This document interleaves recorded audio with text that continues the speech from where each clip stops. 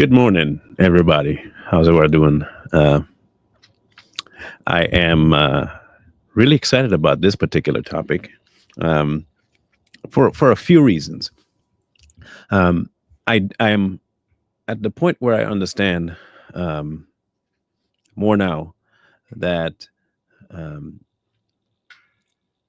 God does stuff and He encompasses a whole lot of other things in it as well. Multiple lessons, multiple reasons. This one was just one of the more exciting ones, I guess you could say. Um, But before we get into it, I want to apologize for missing this weekend. I'm still not 100%. Um, I feel better, but I'm not quite sure what's going on. I'm assuming it's because I'm still recovering from the trip, seeing as how my sleep was so disjointed. Um, Now that I'm back in something familiar and my body can relax, it's decided to just say, I'm done with everything going on, and I'm gonna rest. But the biggest issue was that I've had a headache for the last 4 or 5 days. Normally, that's what a migraine would do, but it's not the same location as my normal migraine. It's on the left side, and so it's been like this kind of, you know, it's been troublesome. Um, but this weekend was specifically troublesome, and I mean, I was sleeping. I slept, took a nap, slept, took. I mean, I've been resting a lot, so it's weird that it would still be a problem. So I'm going to eventually go get it checked out if it continues. Um, Mostly because I'm familiar enough with the symptoms of my migraines and what the migraines do. This is not that, so I'm pretty sure it's not the migraine. Um, and it's not like I've been exerting physical force on myself. I've only been to the gym once since I've been back, which is abnormal, but I decided to just not jump right back in. Um, and I didn't even go, you know, for gusto. I just tried to get my body back acclimated to going to the gym. So I can't even blame the gym for it because it didn't do anything. So, not quite sure. I'm kind of leaving it right now. I'm playing it ish, safe ish. But I am going to go get it checked out. Um, if not today, for sure tomorrow morning when I have more time, because today is kind of booked. So it'll probably be tomorrow that I go get it checked out. Um, so yeah, just want to give you an update. Um, Someone else had said high blood pressure too. I don't know necessarily because I've never had high blood pressure. It's not a thing for me, so I don't. It's unusual if it was that. So I probably could just run by Walmart and sit down in their little machines that they have. You know, sometimes by their pharmacy they'll have these free blood pressure tester things. I might go get one of those, check it out, test it, and see what happens. I don't know, but I'm not sold on the blood pressure thing. Mom said that too. Or somebody else said it. Um, that it might be that, but I'm not sure about that. I used to have a lot of sinus problems, yeah, but not anymore. There is a surgery I eventually will need for like clearing up. There's a blockage up here, but it's been my whole life. So six of one, half a dozen of the other. So it's just a issue, just to let you know, in case you see me not have a show this week. You know, so just want you to know. Exactly so and so. Trying to relay migraines to people, it's kind of weird. Um, Unless you've had one, um, they're difficult because they are a headache. They are a headache, um, but they're a different type of headache. I This is the best way I found to describe a migraine. It's the difference between flicking your toe and running full speed and stubbing your pinky on a really strong, sturdy piece of steel. That's the difference between a headache and a migraine. A headache is like really flicking your toe pretty hard. Pow. A migraine, full speed running, solid piece of steel, really narrow piece of steel, and you clock that pinky toe. Cool. That'd be a migraine. That's the drastic difference between the two. They are not the same. They're not the same, not the same at all. One will cripple you.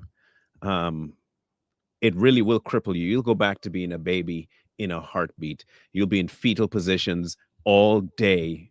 It is not fun. It is not fun, and that is just the pain side of it. Not to mention the side effects of a migraine, where some people throw up, some people go blind, some people have seizures. Um, there are some people that go incontinent because of migraines. So it is. I will pass kidney stones. I will pass kidney stones before I wish for a migraine. That's how bad they are. Just so you know. So I know this is not a migraine. It's a different. It almost feels like extensive brain freeze from too much ice cold things, but with pain attached to it. It's different. I don't know how to explain it other than that. So it's a little weird. It's a little weird. Um, so just an update, so you know that if you don't see me, just understand that that'd be why. Okay, that'd be why. I do want to take care of myself because I'm in no mood to be sick more than you know. But it's just been a weird sensation. That's a really weird sensation. Part of it, yeah, could be that I've been, because of that 2 week. Uh, like I said, I slept maybe 2 3 hours every night, and coming back and having no, I have, but I have though, I have, and so I know the difference between the two, and trust me, I'll pick a kidney stone over a migraine any day. Any day, I will pick the kidney stone purposefully over a migraine any day, without hesitation. If you tell me go a week with a kidney stone and pass it, or have a migraine for a week, sign me up for that kidney. I'm taking the kidney stone right now. You don't got to ask twice. I'm taking the kidney stone. I'm taking it. Hands down. Hands down. Plain and simple. I won't even bat an eye. There'll be no second guessing. Just take it. Give it to me. Yeah, and that's the thing. That's why I was trying to gauge it because I was resting a lot. So I assumed the headache would go away if I slept a lot. And I slept a lot. I mean, for me, sleeping till 7 8 o'clock is abnormal. That's very abnormal for me to sleep till 8 o'clock.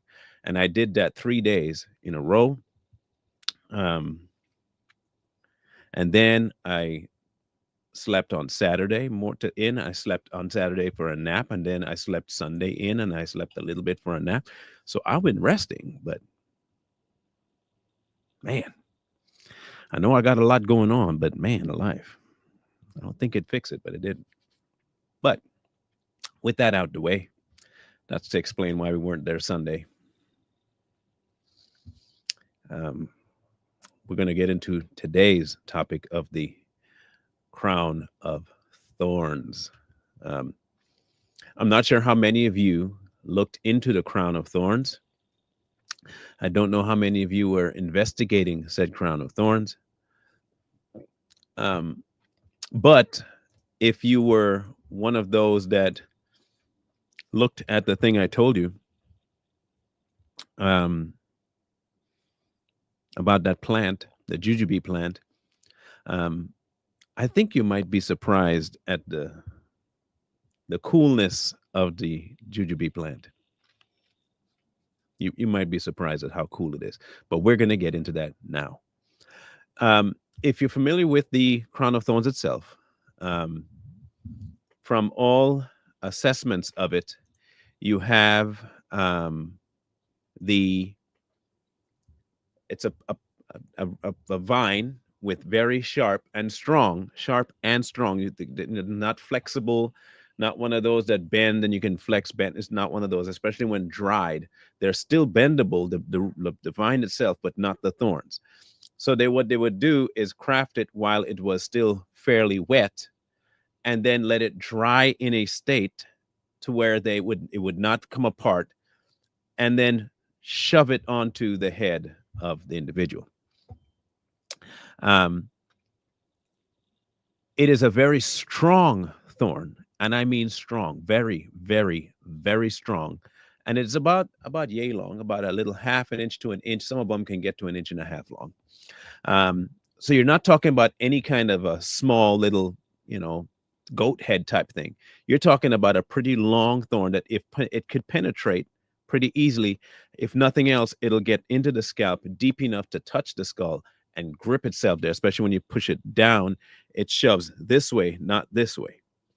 So it's going, you're talking about it going in between and sometimes into the meat of the temple, at least back here, and shoving it down under the skin, right scraping onto the scalp. I'm describing it as best as I can because people need to understand that the whipping is one thing, but the crown of thorns was no joke either. The crown of thorns was not a simple, just, oh, I'll put this on your head and you'll bleed a little. No, no, no, no, no, no.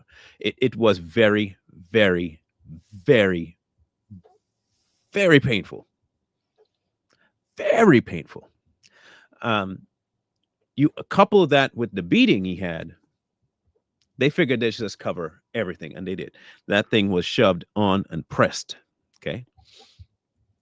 Now, aside from the torture aspect of it, you have to understand too that the thorn itself, once it's in there, doesn't just sit. Okay, because you remember they're josting him around. The cross was on his shoulder, so it was brushing on this thorn, on this crown, constantly as he was moving it, and as he was falling. You're talking about a constant jarring. So it was not just sitting there. It wasn't just simple. Okay, this was a big deal, and that is the torturous part of the jujube, supposed jujube plant.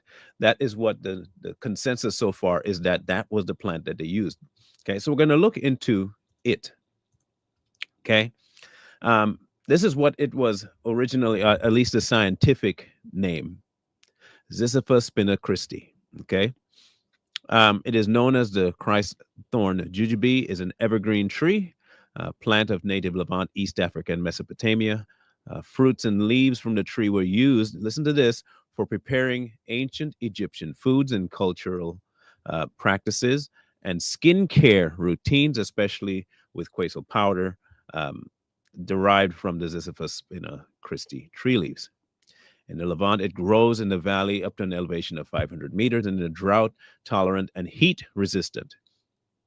There is no getting around this thing. The ripe fruits are edible. The seeds contain us within a small oblong woody pit, is opened and eaten by local fauna, including the rock hyrax or hyrax.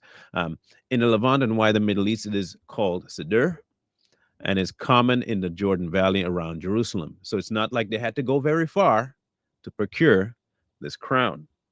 Okay, it was readily available. It was known for what it was, as well in the Hijar Mountains in the United Arab Emirates. By some traditions, it was the tree from which Jesus's crown of thorns was made. The oldest Spina Christi is located in Ir Avot in the south of Israel. Again, the oldest known. Location matters. All of this stuff, when I looked at it, was so ridiculously cool. I couldn't tell you how intriguing it was to hear how long it had been there, the region it was from, what it was used for, and then to hear that it was placed on the one person that encapsulated all of the benefits the plant itself was involved with. There are different species, Lily. There are different species of it. Okay. But ironically, every last species of them share one very specific trait. There is one very specific trait that they all different species of this plant share. There's one particular trait. Okay. One very particular trait. And we'll get to that in a minute. It is the national tree of Qatar and the symbol of Central Arava. Uses.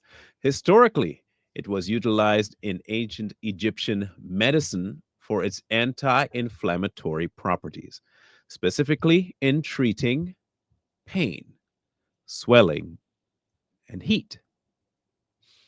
Modern pharmaceutical studies have validated these uses, identifying active compounds such as, I'm not even going to try and pronounce that word. Um, let's just say it's anti-inflammatory.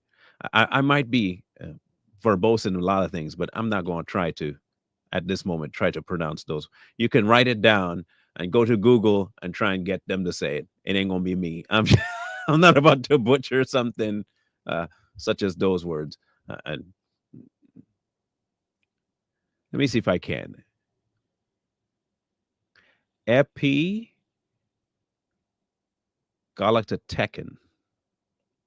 Yep, epigalactotecan. I'm assuming it's a collagen type thing, but we'll figure that out. I have no idea. I just know it's an anti-inflammatory. The other side to this, right, is that when you look at what its uses are, and it's the same thing with the Asian countries, they use it for healing and anti-inflammatory and pain. All the species of this plant share the exact same trait when it comes to that particular thing, pain and anti-inflammatory. To me, it matters a lot. I'll tell you why it matters a lot. When you think about the person of Christ and what he came to do, what he says he is by way of the healer, the remover of ill effects in your life, all of these seems to mirror what the plant itself did. Ironically, that plant inflicted the very thing that it takes away. The plant itself inflicted the very thing it takes away on the person that takes it away himself as well. Now, you may not find this interesting, but to me, I found that flooring. I found it flooring that the very thing that's meant to heal can also be meant to cause an immense amount of pain and purposefully cause pain. Now, if you just look at the plant itself, okay, you've got to approach the plant. To pick these fruits, you have to be very careful too, because you could stab yourself with this stuff. So you have to pick it very carefully. To get to the curative properties of this plant, you have to maneuver around something that can cause a lot of physical pain. Almost the same kind of pain that our Lord endured trying to bring us a cure. I found that particular thing so fascinating for the reasons that some may not find fascinating. But for me, the reason was this. Nothing that he's ever done while he was here on earth was pointless, and they all seem to have multiple reasons and uses. The carrying of the cross, you do the same thing, and it's not easy, it's laborsome. Sometimes you fall beneath it. Again, symbology works out to be in the walk. He even tells you, take up your cross and follow. The beatings that he took, we were deserving of. The amount of anguish he went through, we were deserving of, he took. There are so many things that took place in his life and his lifetime. Family issues, we deal with that too. Betrayal, we deal with that too. Obstinance from the people that are supposed to be your friends, we deal with that too. And people just outright hating you for absolutely no reason, we deal with that too. So when we look at the crown, the for years, at least for me, it was just something.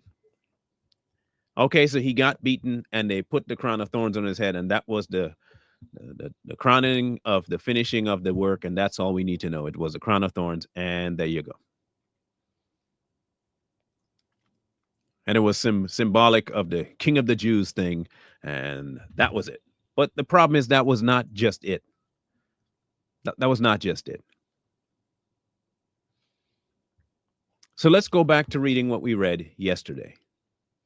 Okay, let's go back to what we read yesterday about the Barabbas situation. Okay, we're going to go into Matthew this time. Matthew 27. And we're going to pick up from 24 onward. Okay. Pilate saw that he could do nothing. The people were making loud calls, and there was so much pushing around. He took water, washed his hands in front of the many people, and he said, "I am not guilty of the blood of this good man. This is your own doing." Then all the people said, "Let his blood be on us and on our children." Remember that from yesterday. Pilate let Barabbas go free, but he had men whip Jesus. Like it almost like he says, "Okay, I'll let this man." You just said that you're washing your hands of it, but you just went ahead and did something extra on top of it. You get what I'm saying? Okay, so we go ahead. Then he handed him over to be nailed to a cross. Then the soldiers of Pilate took Jesus into a large room. A big group of soldiers gathered around him. Now, remember, this was part of the prediction that says they cast lots for my clothing. All of that is part of the fulfillment that's about to happen here. They took off his clothes and put a purple coat on him. They put a crown of thorns on his head. They put a stick in his right hand, and they got on a knee before him and made fun of him. They said, "Hello, King of the Jews." Now, you see how quickly it just kind of glossed over the crown of thorns thing. I'm not trying to put any extra emphasis on anything that the Bible didn't put emphasis, but it did mention it. And they mention it for the reasons of a crown. And I think when you look at a crown, it is the crown. Then when people sing like the crowning achievement, it is the final. A king can get his robe put on and have his scepter and all that stuff.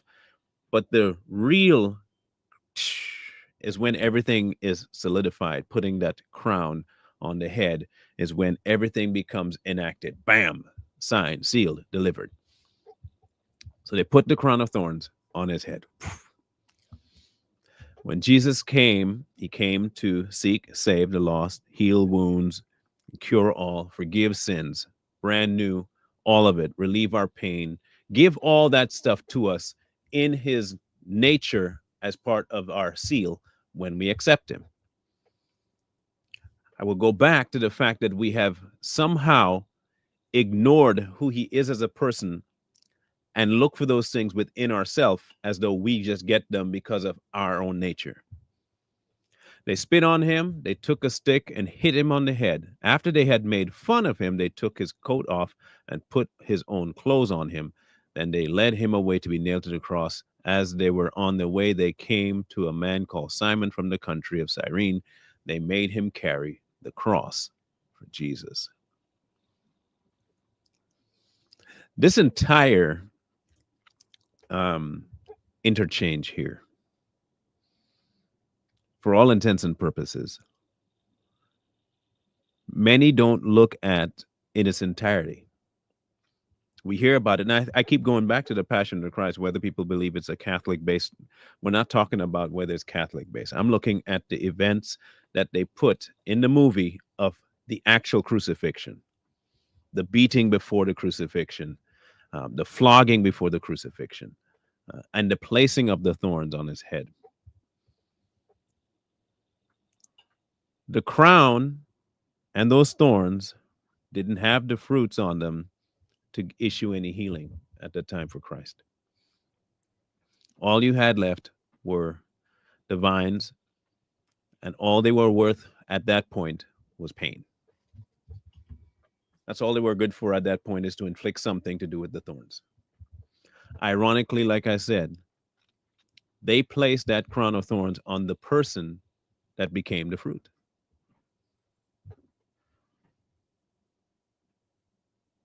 And he is also the vine. I just found it so cool that people gloss over this crown thing as though it was just pain.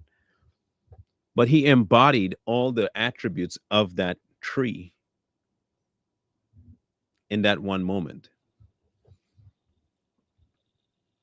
He was then the fulfillment of all the attributes of that plant.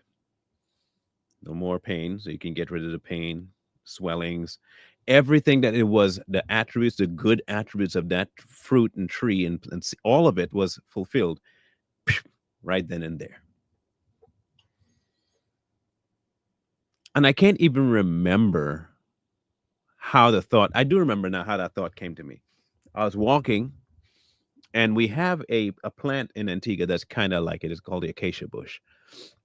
And it has some gnarly thorns on it as well. And I saw it and I thought, I wonder what kind of tree. I wonder what kind of tree they use for the crown of thorns. Could it be, because I looked at, and these thorns were big. The ones on the acacia tree are pretty big. But the jujube thorns were really big, like really, really big. And it made me want to look more into the attributes of the tree, because for the acacia bush, we use it for all sorts of things. You can cook it down and eat it, and then you can also take the pods on it, and they have almost like a foam to them that you can actually clean. You can clean your hair with it. You can go to the sea with it and bathe with it. It's almost like a natural soap. So I thought, if the acacia bush had a attribute to it, I wonder what this one would do. Ironically, it did exactly nearly all the attributes that Christ himself would fulfill and give to us in his nature. And I did not for a minute believe that it was accidental. I couldn't think it was, just by chance, or, you know, we are in Matthew 27, Brenda. I can't attribute it to accidental. I can't attribute it to just random. I can't say that, oh, they just picked some random tree and did it. Nothing he ever does is randomized. Nothing he does is by chance. Nothing he does is just happenstance. Nothing. Literally nothing.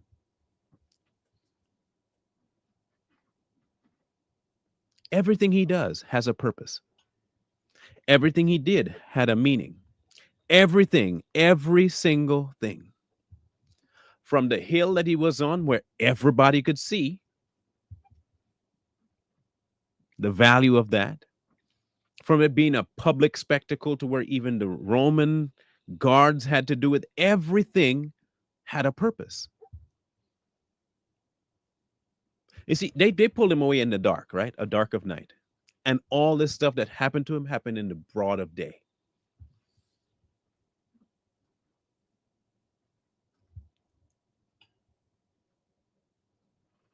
I just find it so efficient. I guess that would be the word. I find it efficient of him to do the things he's doing. And so many people look at him as inefficient. Everybody seems to want to question why he does this and why he does that. Why haven't you done? And they're not looking at what he's already done and how efficient he's done things. They don't want the efficiency of him. They don't want him at all. They want what he can offer.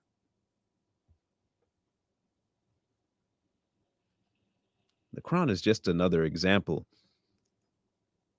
that he does not waste. Doesn't waste.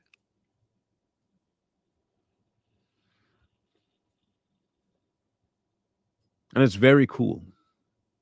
Very, very cool. I think if we started looking at the person of Christ the way he wanted us to look at him, and I don't mean from a social aspect, because he's been socialized a lot. And I mean every aspect of his nature that he has offered to us within the confines of salvation. That we are not given this nature as us, we are participating in his nature. We forsake ours because ours is fallen, and we pick up the nature of Christ. So it is not me. It is not like I'm going to start doing good deeds all of a sudden because I can. I'm doing good deeds now because I'm participating in a different nature altogether. To your point, DM, um, think of it this way: the people that were placing this crown on his head genuinely thought they were doing something like really just driving it home to him. Man, I got you now. What you gonna do? This is inflicting some crazy pain. Let me find this here real quick.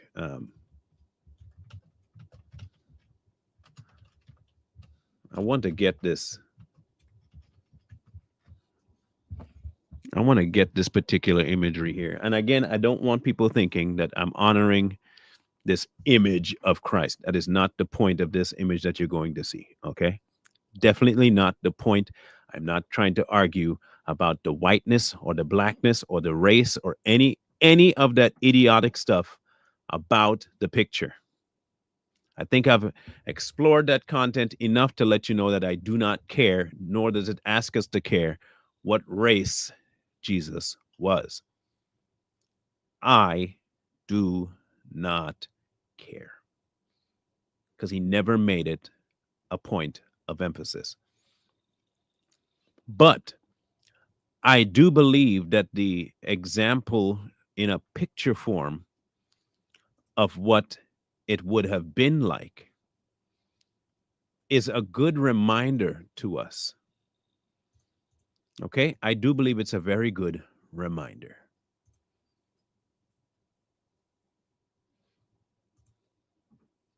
I don't want that one.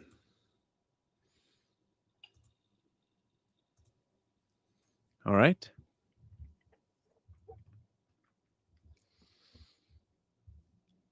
If I could possibly show the video, I would. But I know it eventually will be a copyright strike, both for gratuitous violence and for copyright infringement and all that stuff. And I do not want to have that to deal with on the platform. However, if you take a look at the thorns themselves up top, this thing was not just put there, was pressed on. And then you add the rest of the stuff that happened to him on that cross. It makes you a little bit more angry at the people that want to push the prosperity issue on you. Because what it really is doing is trivializing what he actually endured that day. It trivializes it. It makes it of such little value that you don't even think about it. He just became something of a caricature, which is why I think people see Christ as Santa Claus anymore. Because the fact of the matter is this: what he endured that day was not just because he had to go through it. Every single bit of what happened to him was due us. It was due us. We were supposed to get that. Plain and simple, we were supposed to get that. And we didn't.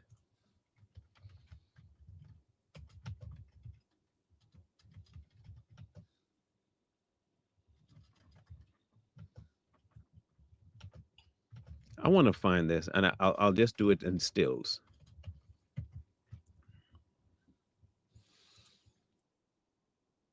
As much as I can here. Because there are certain portions of it that I do want us to witness. Okay? And I can't believe it's been 10 years since that film has been put out there. 10 years ago. I'm looking for the specific spot here. Because there is one that I do want us to witness. Because I think we forget. There it is. Okay, good. I found it. All right. I'm going to show this to you. And I don't want people to think that I'm trying to think a certain thing, but I think it's efficient for us to remember some things about the event itself. And I think we forget. We simply forget. Or at least we like to act like we don't know. Now, if you're familiar with the cat o' nine tails, or at least the whipping that they did, the whip that they used. And I even did a little bit of research into the whip itself. It was cords that they would um, graft pieces of glass and nails into the strands themselves. So when they hit, the glass would serrate and the nails would go in, and they would hook the end of the nails, bend them just a little bit. So when they went in, because they were throwing it around, it would slap in, hook in almost like a fish hook, and then they would just drag it back. You're talking about something not just penetrating the skin, but they were long enough to go in, penetrate, grab chunks, and it would just pull it right back out.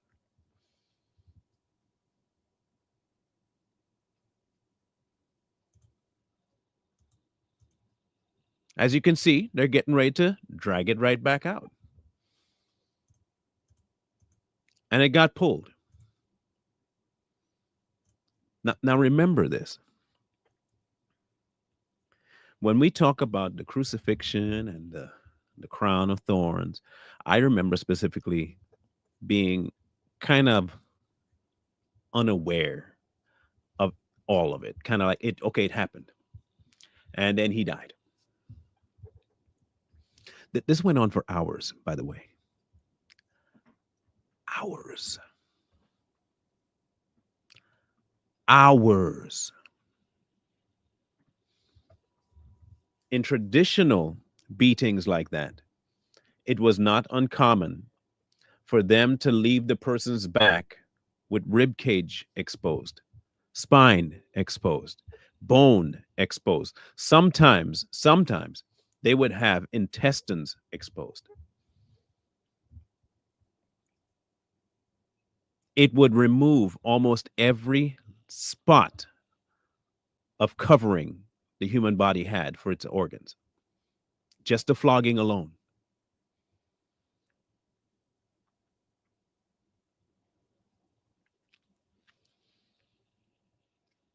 Just the flogging alone.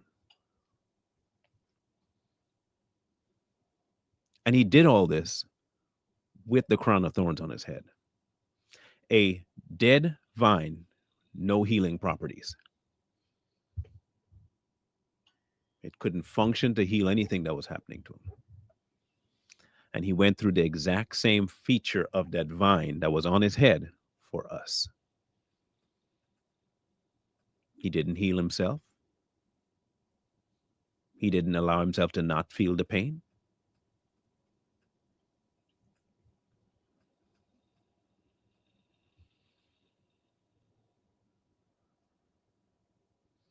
We are not talking about a trivial punishment here.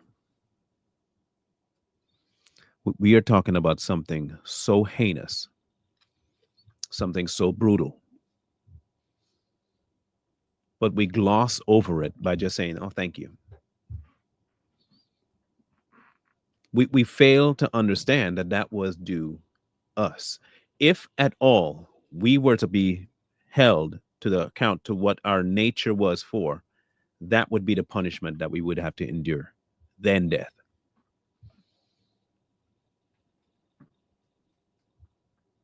Then death.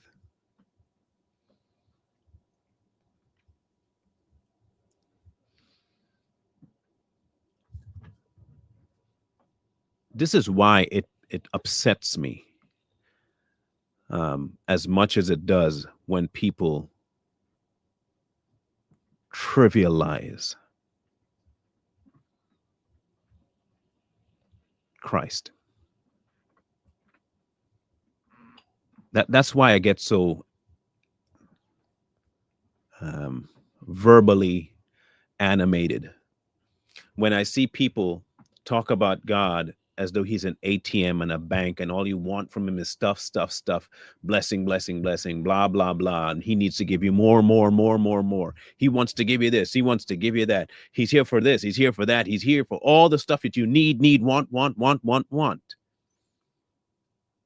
And I'm not saying he doesn't give you blessings in life, but when it becomes your emphasis, that particular thing he went through is trivialized. It's almost like we skip that section of his life to go from all his ministry to resurrection. Yay!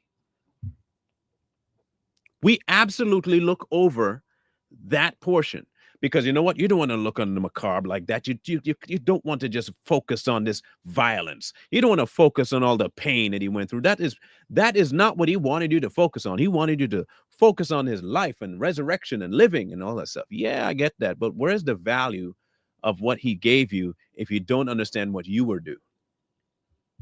What is the value of all that stuff that you're going to get if you don't understand that you don't deserve it?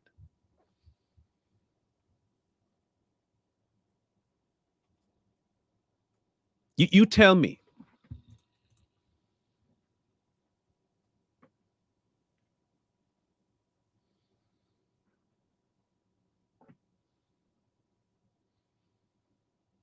You tell me.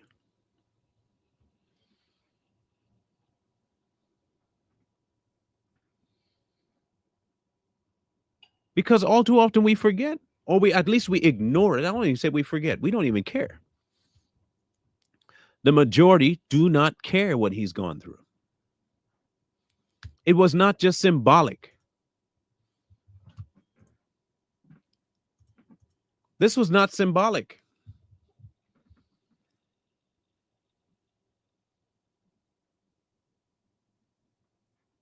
This was not symbolic. What he went through was necessary.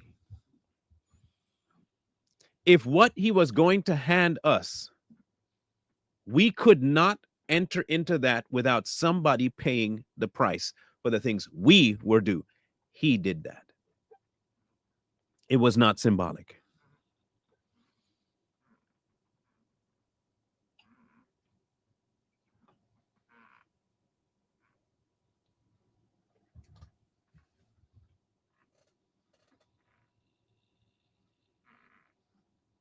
Hang on one second.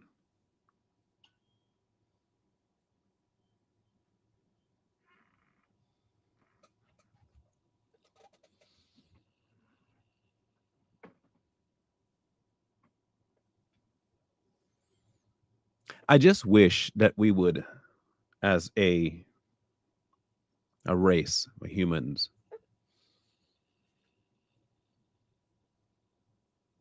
finally get a grasp on things when it comes to what really took place on that cross, what the entirety of its meaning was. I wish we would. Because I think we have become so calloused to it, almost as though, okay, yeah, it happened and we're thankful for it. Okay, now we can move on to all the good stuff. It feels almost as though that is where we are now.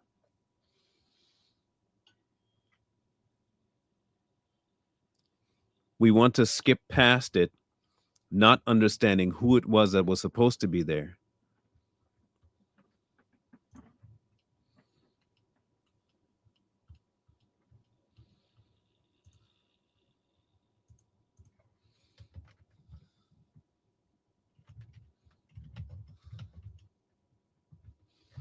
I want to. There is a song. I don't know how many of you know the song. Um, it's fairly well known. It's older, of course. Again, it seems like these particular song. When I say older, like 1995 old. Um, and the name of the song is how deep the Father's love for us. You guys know that one particular song. I don't know if you know it or not, but um, I'm going to read the lyrics to you, and I really love the because it pushes you to think of it, the event, the time, that particular activity. How deep the Father's love for us, how vast beyond all measure, that he should give his only Son to make a wretch his treasure. How great the pain of searing loss, the Father turns his face away, as wounds which mar the chosen one bring many sons to glory. Behold the man upon the cross, my sins upon his shoulders. Ashamed, I hear my mocking voice call out among the scoffers. It was my sin that held him there until it was accomplished. That particular line, I think, is the linchpin to that song. It was my sin that held him there until it was accomplished. His dying breath has brought me life. I know that it is finished.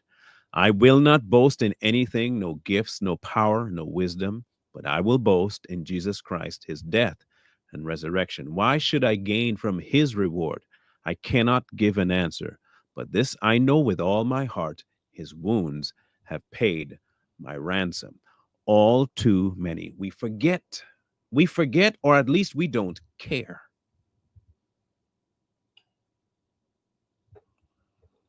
We don't care. We do not look at Christ and the cross properly. We don't look at the crown of thorns properly. We don't look at anything that happened that day properly. We gloss over it. It was an activity, it was a fulfillment of Scripture. It happened because he loved us. Um, I'm so glad that I can be saved.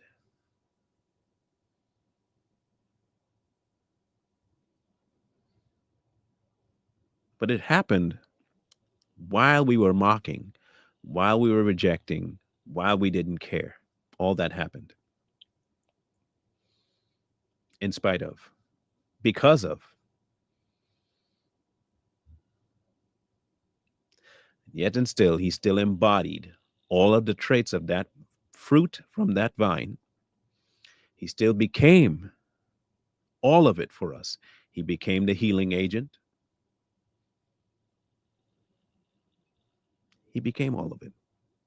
It was normal for him to do this because of his love. And it has become normal of us to ignore it because of our disdain.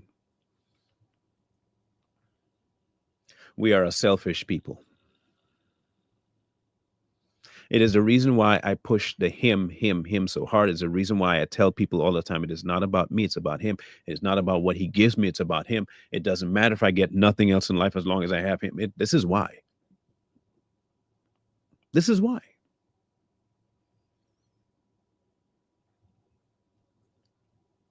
We celebrate Easter. Easter has become all about eggs and rabbits and a potluck at church and thanking God that he rose from the dead.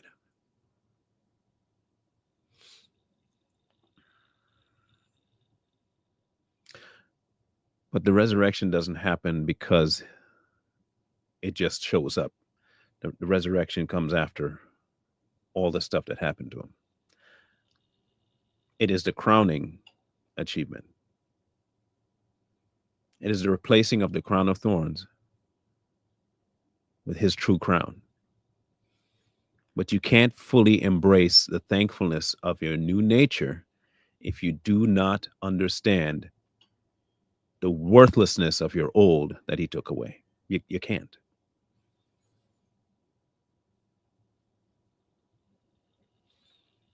It's like people that get new shoes when they only have a shoe that they wore 5 months and they get a new shoe. That new shoe doesn't mean nearly as much as a homeless person who's walking around in a garbage bag and strap some plastic bottles to the bottom of their feet and call those shoes. And you get them some new shoes, it means more because they've seen the value of not having anything that they call shoes. And what they do have shoes is rags, trash, worthless stuff.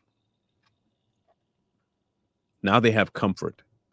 Now they have something that fits their feet, something clean. They're grateful because they've understood what they didn't have. Christianity today, we don't care what we didn't have. We just want more. We want more. We want the car. We want the house. We want the blessings. I don't ever want to get sick. I want this. I want that. I want. We're brats. We're stinking brats. We're horrid children. We're spoiled. It's disgusting. It's all about us.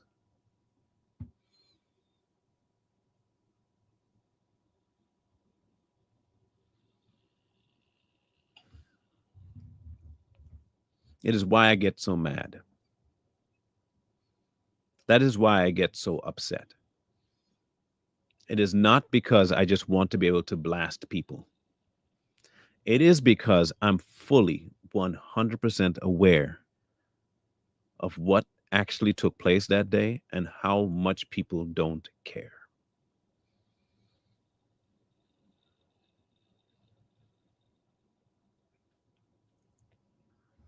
Because we don't see our true nature. And again, if you don't see what you were, there's no way you can value what he made you.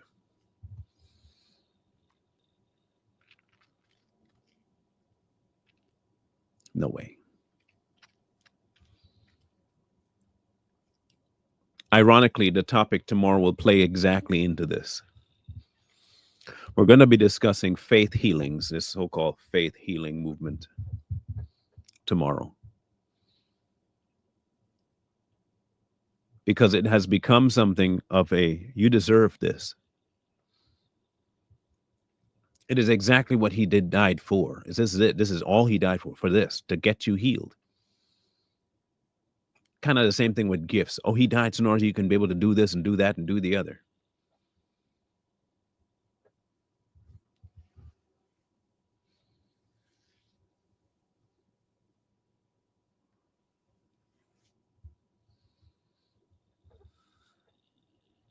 Anyway, we'll talk about that tomorrow.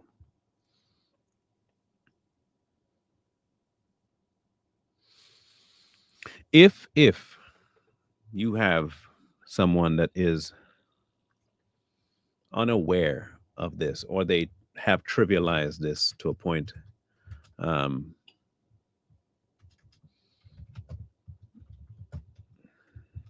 they do not care,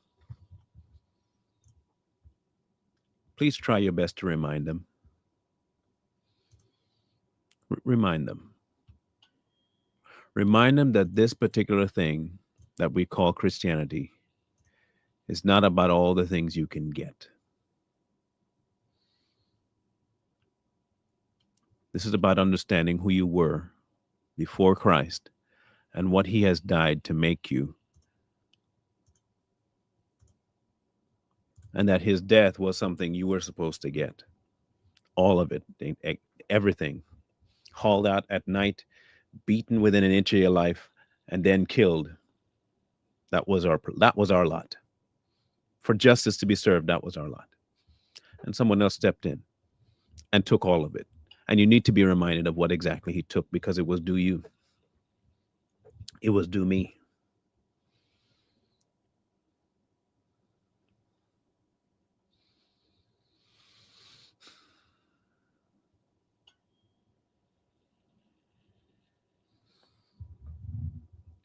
Either way, we'll be back tomorrow. Savage Pictures will be on today, 6:30 Eastern today. We'll be discussing the tariff situation with China. So please tune into that. We could use the support. Exactly. If you don't rest in what he gives you, you will never be satisfied, which is why they don't get satisfied, which is why every other day they talk about the money and the cash and what you get in the house, and get your bread and get that bag and get this and get the other and get, and just keep giving money. In essence, what they've done is become the guards that beat Jesus. They're casting lots now. They have become the guards, the Roman guards that cast lots for his clothes. That's the modern preacher. That's the modern preacher. They're casting lots.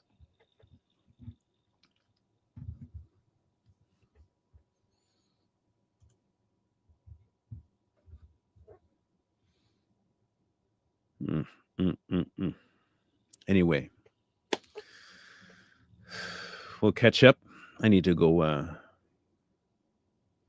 get something for this pain that's kicking back in. We'll catch up this later today. Hopefully, I'll be awake enough to do it later today. If not, it will be at least Johnny and Bro that'll be on. And I'll let them know if I'm able to or not. But couldn't miss today. Love and really appreciate you guys. If nothing else that you take from this, please take the knowledge that he has done stuff for us that we will never be able to repay him for. But he really, really, really, really, really, really, really, really needs you to understand that it was for you. And not for you because you deserved it. In terms of the gift, it was for you that he died because exactly you deserve that. You don't deserve the life, the new life. You don't deserve that. You do deserve what he actually got.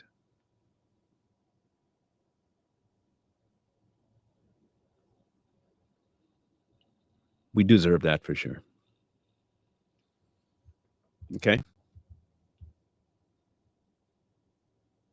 So we'll catch you guys on the flip side tomorrow morning, God willing. And this afternoon, Savage Patriots, 6:30 today. I'm about to go set up the show. So if you haven't seen it on Rumble yet, we'll actually be streaming to YouTube today. So go check it out. 6:30, Savage. We'll catch you then. Wisdom calls to you from the streets. So please, please, please find wisdom. Peace. Hold tight the dreams, for if dreams die, rely on yourself.